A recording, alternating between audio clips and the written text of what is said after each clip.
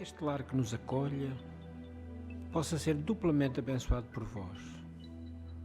Primeiro, por ser um lar de amor, de consolo e arrimo para todos aqueles que nos buscam, e em segundo, porque vamos dedicar o nosso tempo ao teu Evangelho, à tua vivência, aos teus ensinos, ao teu exemplo.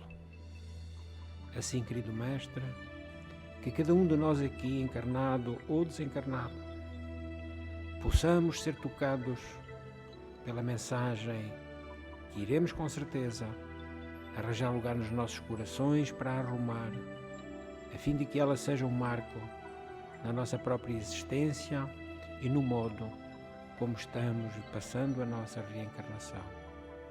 Sê conosco, Jesus, porque sempre és o convidado, mas especialmente quando tratamos do teu Evangelho. Sê conosco, Jesus. Que assim seja. Que assim seja.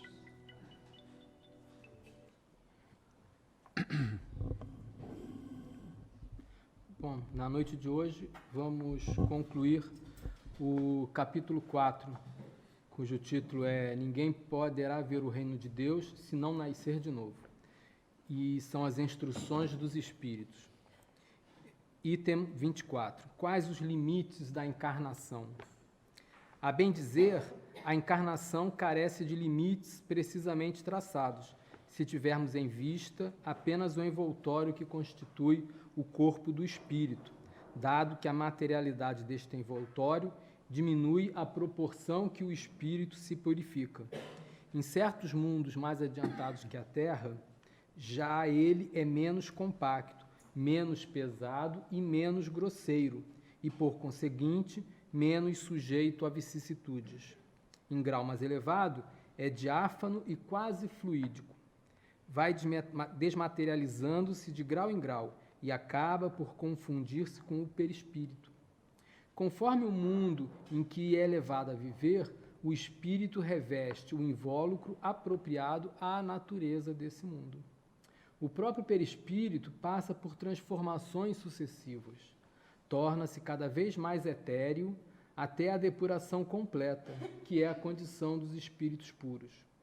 Se os mundos especiais são destinados a espíritos de grande adiantamento, estes últimos não lhe ficam presos, como nos mundos inferiores. O estado de desprendimento em que se encontram lhes permite ir a toda parte onde os chamarem as missões que lhes sejam confiadas. Se se considerar do ponto de vista material a encarnação, tal como se verifica na Terra, poder-se-á dizer que ela se limita aos mundos inferiores. Depende, portanto, de o espírito libertar-se dela mais ou menos rapidamente, trabalhando pela sua purificação. Deve também considerar-se que no estado de desencarnado, isto é, no intervalo das existências corporais, a situação do espírito guarda relação com a natureza do mundo a que o liga o grau do adiantamento. Assim, na erraticidade, ele é mais ou menos ditoso, livre e esclarecido, conforme está mais ou menos desmaterializado. Isso foi ditado por São Luís, em Paris, 1859. O item 25, necessidade da encarnação. É um castigo a encarnação e somente os espíritos culpados estão sujeitos a sofrê-la? A passagem dos espíritos pela vida corporal é necessária para que eles possam cumprir, por meio de uma ação material, os desígnios cuja execução Deus lhes confia. É-lhes necessária a bem deles, visto que a atividade que são obrigados a exercer lhes auxilia o desenvolvimento da inteligência. Sendo soberanamente justo, Deus tem de distribuir tudo igualmente por todos os seus filhos. Assim é que estabeleceu para todos o mesmo ponto de partida, a mesma aptidão, as mesmas obrigações a cumprir e a mesma liberdade de proceder. qualquer privilégio seria uma preferência, uma injustiça. Mas a encarnação, para todos os espíritos, é apenas um estado transitório. É uma tarefa que Deus lhes impõe, quando iniciam a vida, como primeira experiência do uso do livre-arbítrio que terão. Os que desempenham com zelo essa tarefa transpõem rapidamente e menos penosamente os primeiros graus da iniciação, e mais cedo gozam do fruto de seus labores. O que, ao contrário, usam mal da liberdade que Deus lhes concede, retardam a sua marcha e, tal seja a obstinação que demonstrem, podem prolongar indefinidamente a necessidade da reencarnação, e é quando se torna um castigo. Também por São Luís, em Paris, 1859. E o item 26 é uma nota de Kardec, em que ele esclarece: uma comparação vulgar se fará compreender melhor essa diferença. O escolar não chega aos estudos superiores da ciência senão depois de haver percorrido a série de classes que até lá o conduzirão. Essas classes, qualquer que seja o trabalho que exijam, são um meio de o estudante alcançar o fim, e não um castigo que lhe inflige. Se ele é esforçado, abrevia o caminho, no qual, então, menos espinhos encontra. Outro tanto não sucede àquele a quem a negligência e a preguiça obrigam a passar duplamente por certas classes. Não é o trabalho da classe que constitui a punição. Esta se acha na obrigação de recomeçar o mesmo trabalho. Assim acontece com o homem na terra. Para o espírito do selvagem, que está apenas no início da vida espiritual, a encarnação é um meio de ele desenvolver a sua inteligência. Contudo, para o homem esclarecido, em quem o senso moral se acha largamente desenvolvido e que é obrigado a percorrer de novo as etapas de uma vida corpórea, cheia de angústias, quando já poderia ter chegado ao fim, é um castigo, pela necessidade em que se vê de prolongar a sua permanência em mundos inferiores e desgraçados. Aquele que, ao contrário, trabalha ativamente pelo seu progresso moral, além de abreviar o tempo da encarnação material, pode também transpor de uma só vez os degraus intermédios que os separam dos mundos superiores. Não poderiam os espíritos encarnar de uma única vez em determinado globo e preencher em essas esferas diferentes as suas existências? Semelhante modo de ver só seria admissível se na Terra todos os homens estivessem exatamente no mesmo nível intelectual e moral. As diferenças que há entre eles, desde o selvagem ao homem civilizado, mostram quais os degraus que tem de subir. A encarnação, aliás, precisa ter um fim útil. Ora, qual seria o das encarnações efêmeras das crianças que morrem com tenra idade? Teriam sofrido sem proveito para si nem para outrem.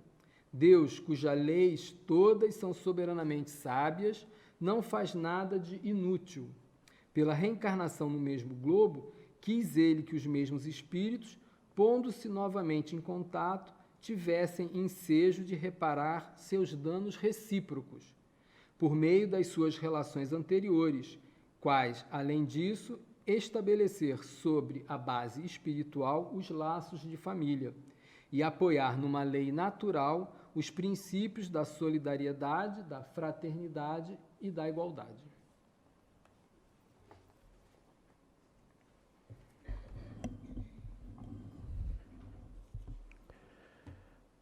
São Luís dá-nos aqui bem o que pensar. Primeiro dizer-vos que este santo da Igreja Católica foi rei de França e, atendendo à bondade enquanto vivo, na sua condição de monarca poderoso, granjeou-lhe o título de santo, que para nós os espíritas a santidade é a pureza do espírito. Quanto mais puros, mais santos, mais santificados. Não é título dos homens, mas sim título do trabalho do Espírito em si. Então ele traz-nos aqui, hoje, dois apontamentos sobre a reencarnação. Primeiro, se ela tem limites, qual é o limite da encarnação, e, por outro lado, a necessidade da reencarnação. Então comecemos por perceber que as reencarnações efetivamente têm limite, porque nós não vamos ter um corpo sempre. Vamos tê-lo enquanto precisamos reencarnar. O perispírito vai animar um corpo gerado pelos nossos pais, sucessivamente, enquanto vamos fazendo a nossa evolução, até que chegaremos a uma altura em que culminaremos na perfeição e nessa altura não temos mais necessidade de reencarnar, a não ser, como vamos ver mais à frente, se formos missionários. O caso de Jesus. Jesus não tinha necessidade nenhuma de reencarnar no mundo terra, mundo que inclusivamente ele governa, mas ele veio com a missão de nos exemplificar o que é a bondade, o que é o amor verdadeiro, o que é a fraternidade e, sobretudo, o que é o perdão.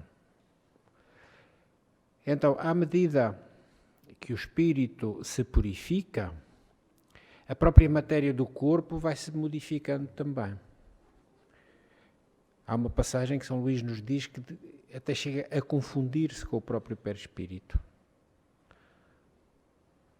O perispírito é totalmente material ou já é uma matéria mais rarefeita? É. Já é uma matéria mais etérea. Não é tão grosseira como o nosso corpo. Daí que o corpo, perdendo aquilo que é a sua materialidade, a pouco e pouco, à medida que nos vamos depurando, nos aproximamos dessa condição de semimaterial e, por fim, já nem sequer precisamos. Vamos ser um ser fluídico, um ser energético, que é o caso de Deus. Não vale a pena pensarmos que Deus é igual a nós. Isso era aquela questão muito antiga em que nós criámos um Deus antropomórfico parecido com o homem, porque na Bíblia diz que nós fomos criados à semelhança de Deus. Só que essa criação não é o corpo. Essa criação é o nosso espírito. A nossa essência divina é o nosso espírito. Então, sempre teremos um corpo apropriado ao mundo onde reencarnarmos. Pode, de algum jeito, isto fazer-nos alguma confusão. Mas se acreditarmos num dos pilares da nossa doutrina, que diz que acredita na pluralidade dos mundos habitados, então aí já percebemos. Há uma imensidão de mundos. Nós nem sabemos quantos, e vai ser muito difícil sabermos quais os mundos habitados neste universo, quando nem sequer do próprio universo nós ainda temos consciência absoluta. Cada vez que a ciência avança alguma coisa, abre-se uma porta e de seguida ficam muitas por abrir, nesta imensidão da criação de Deus. Então, conforme o mundo onde reencarnarmos, o nosso corpo será de acordo. E não é difícil nós aceitarmos isto, porque inclusivamente aqui no mundo Terra há seres com características diferentes uns dos outros. Nós podemos habitar na água. Podemos. Mas os peixes podem. Nós temos capacidade para viver no céu, no ar, mas os pássaros conseguem. Então aqui mesmo na Terra nós já vemos que há diversidade de corpos e desse modo talvez não nos seja difícil perceber que para o mundo onde formos destinados a reencarnar, o nosso corpo será de acordo com isso. Porque com certeza a atmosfera não é a mesma, a pressão não será a mesma, a gravidade não será a mesma, tudo pode ser diferente, então temos que ter um corpo adaptado. São Luís diz-nos também que o perispírito também se transforma. É lógico. Se o espírito se depura, o perispírito vai sendo cada vez mais etéreo até que ele deixa de ser necessário. Do mesmo jeito que o corpo não é necessário, quando atingimos a pureza, o perispírito também não. Mas então e se me for destinado a uma reencarnação missionária? A espiritualidade deixará como tratar esse assunto para que realmente haja um perispírito que vá dar a forma de um corpo. O que aconteceu com Jesus.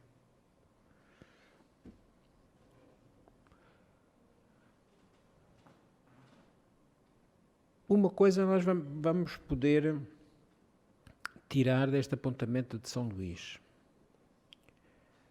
Temos vantagem em nos aperfeiçoarmos em cada reencarnação ou não?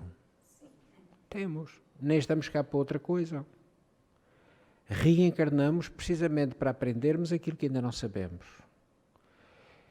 E é claro que isto no campo intelectual também, mas muito mais no campo moral.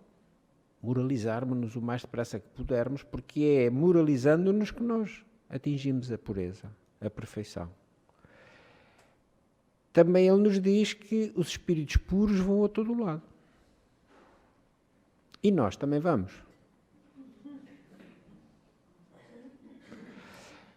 Porquê é que será que a gente não vai?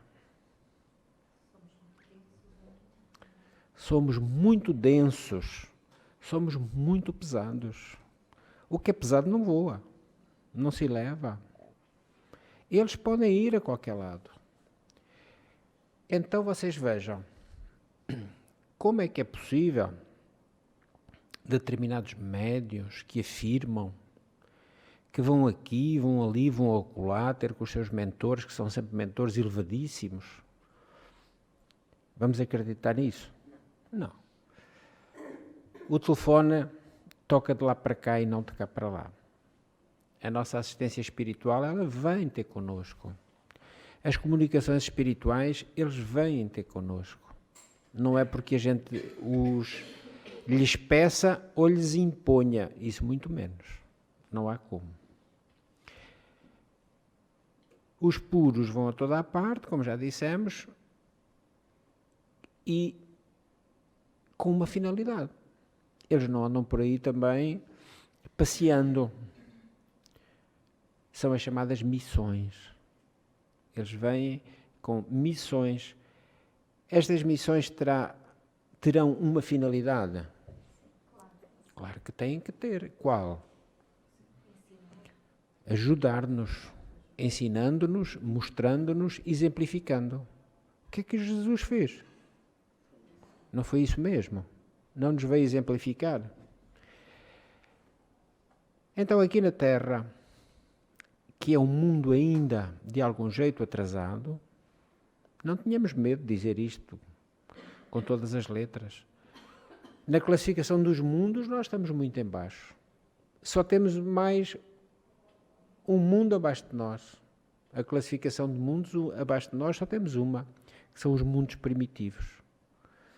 Depois temos os de provas e expiações, onde nós vimos, precisamente para sermos provados, expiarmos as nossas faltas do passado. Aproveitemos o estarmos aqui, porque amanhã pode ser tarde. Nós teremos sempre amanhã. Temos sempre amanhã. Agora, pode ser encarnado ou desencarnado. Mas amanhã nós temos, todos, sem exceção. Nunca mais acabamos. Agora, quando nós dizemos que pode ser tarde, é tarde para aproveitarmos o que poderíamos ter feito nesta reencarnação e não fizemos. Agora, amanhã, nós temos todos, sem exceção. Façamos o melhor que pudermos.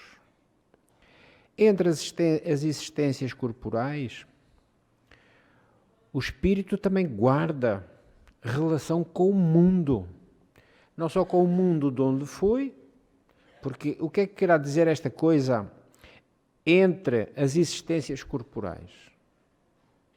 Que nome é que nós, o Espiritismo, demos a este período em que nós ficamos entre reencarnações? Erradicidade.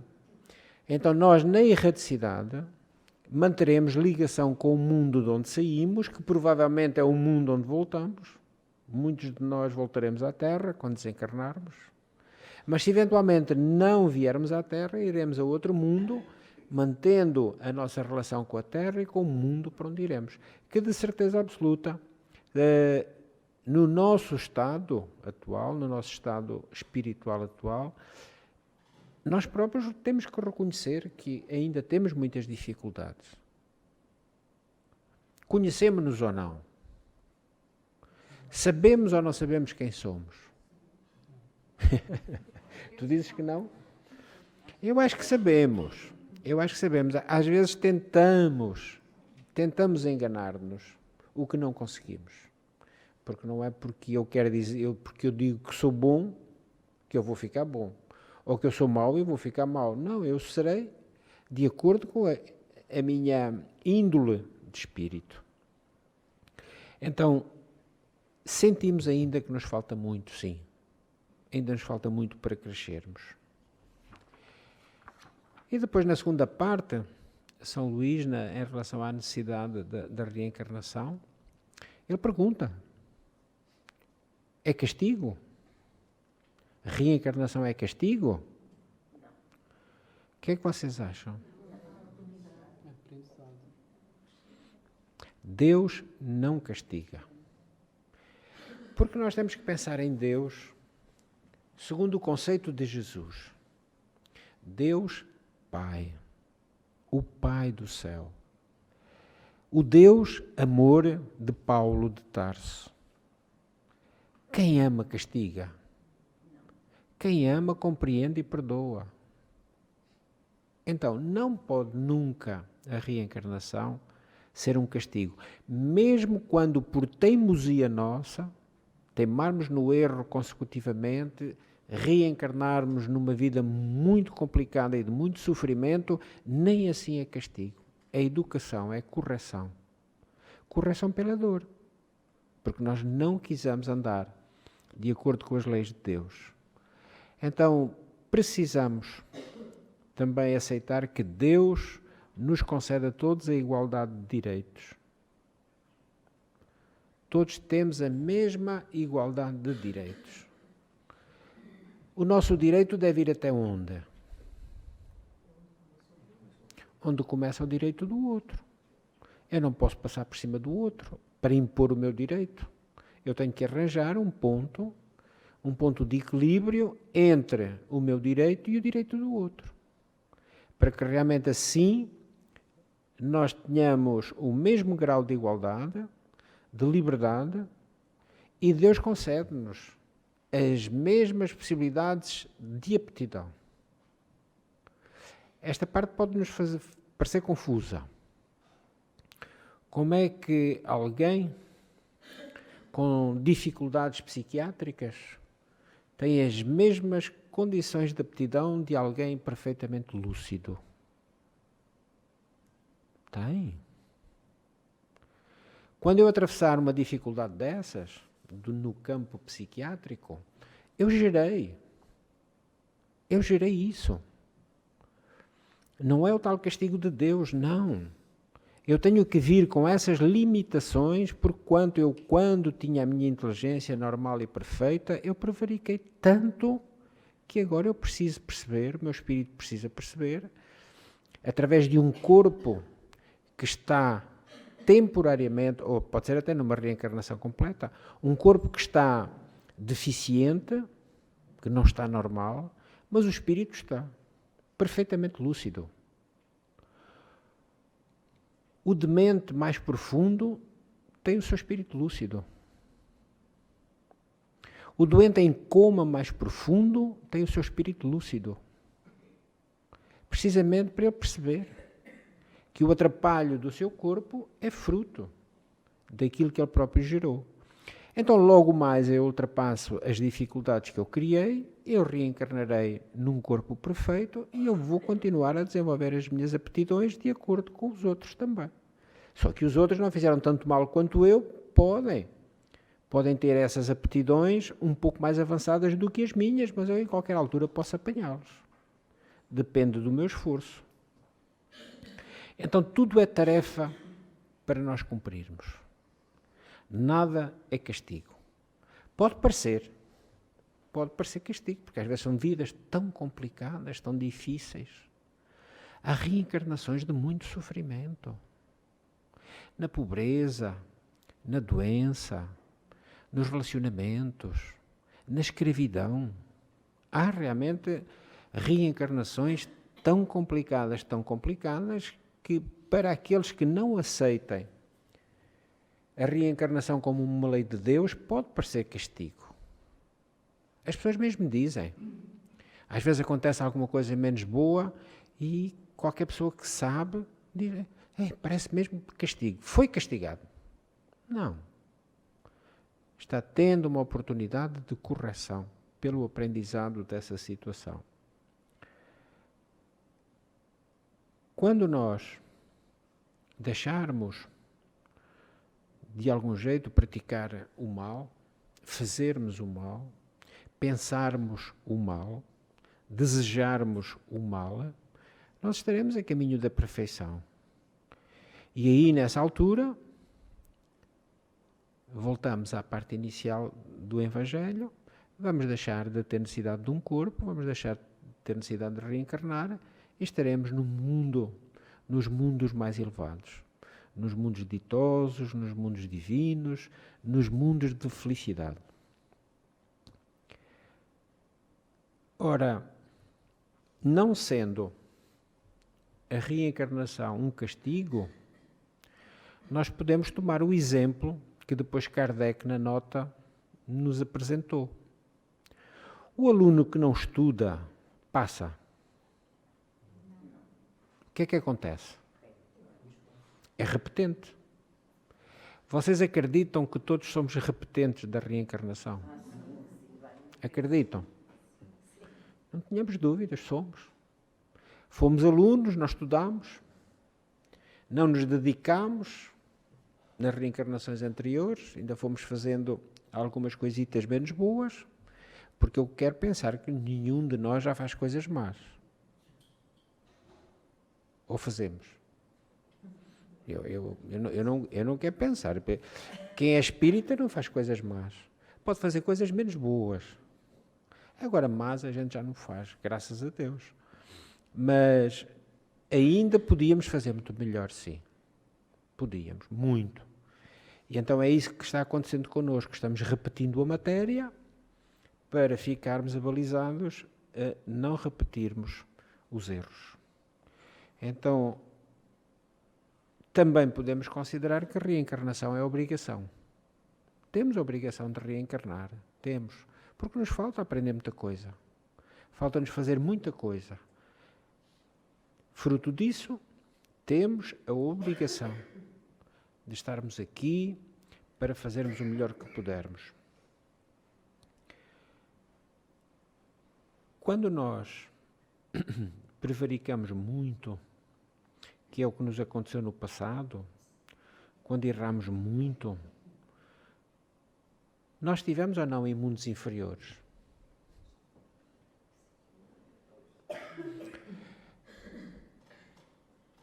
Nós temos todos a imagem do mundo inferior, se quisermos, porque a Terra já foi.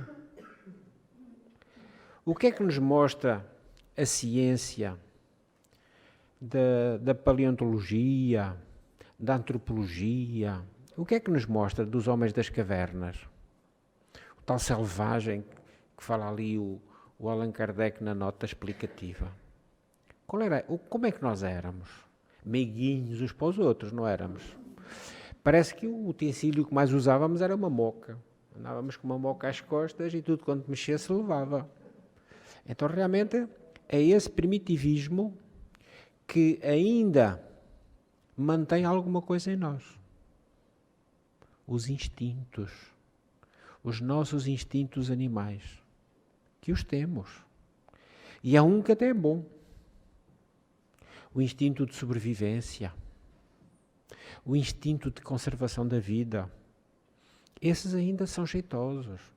Agora os outros todos podemos erradicá-los de nós porque não fazem grande falta. E à medida que evoluirmos, até esses mesmos que ainda consideramos menos maus, não precisamos mais deles, porque não vamos passar por vicissitudes que nos tirem a vida, não vamos passar por coisas complicadas que nos ameacem a existência, porque já estaremos em mundos melhores. Então, não tomemos nunca as dificuldades de uma reencarnação como sendo culpa de Deus. Não. Deus não tem culpa das nossas dificuldades. Quem é que tem? Os filhos que nós somos. São degraus para nós subirmos. E não há nada que nos aconteça mal que não tenha um fim útil.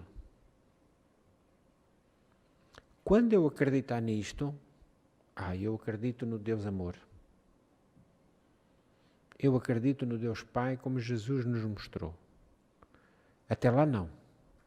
Enquanto eu não sentir que a bordoada que levo é útil, eu não estou compreendendo as leis de Deus. Talvez alongando-me um pouquinho, mas para nós fazermos um raciocínio. Será que Deus não tem mais o que fazer do que estar preocupado com cada um de nós? O que é que vocês acham? Vocês acham que o trabalho de Deus é estar preocupado com o que o Fernando diz, faz ou pensa? Então e quem é que vai cuidar da criação do universo? Quem é que vai cuidar de que tudo quanto está no universo está regido por leis matemáticas, que não podem falhar, porque se falhasse era o caos. Mundos a colidir com mundos. Esse, no nosso conceito, e pedimos desculpa por isso, é o trabalho de Deus. Para cuidar de mim, das minhas faltas ou dos meus acertos, são as leis de Deus. Essas é que cuidam rigorosamente do que eu faço, do que eu digo, do que eu penso. Eu colido com elas, de imediato eu tenho a lei de causa e efeito que vai atuar. Eu acerto-me com elas, eu terei tranquilidade e sossego. Tudo isto para vos dizer que o pior que nos aconteça tem uma finalidade útil, que às vezes não vemos. De imediato não vemos. Mas virá o dia em que nós, em retrospectiva, diremos: já sei porque é que me aconteceu aquilo. Porque tinha, de certeza absoluta, uma finalidade útil. Então que o Evangelho desta noite fique conosco, na nossa lembrança, na nossa memória, porque realmente São Luís nos trouxe umas achegas muito lúcidas, muito pertinentes daquilo que é a nossa própria doutrina em relação à reencarnação. E aceitemo-la como lei de Deus, como lei divina. Todos reencarnamos se temos necessidade. E as leis para a reencarnação, para o funcionamento da reencarnação, são rigorosamente iguais para cada um de nós e para todos. Então que Jesus nos abençoe e vamos passar à leitura de uma mensagem do livro Fonte Viva.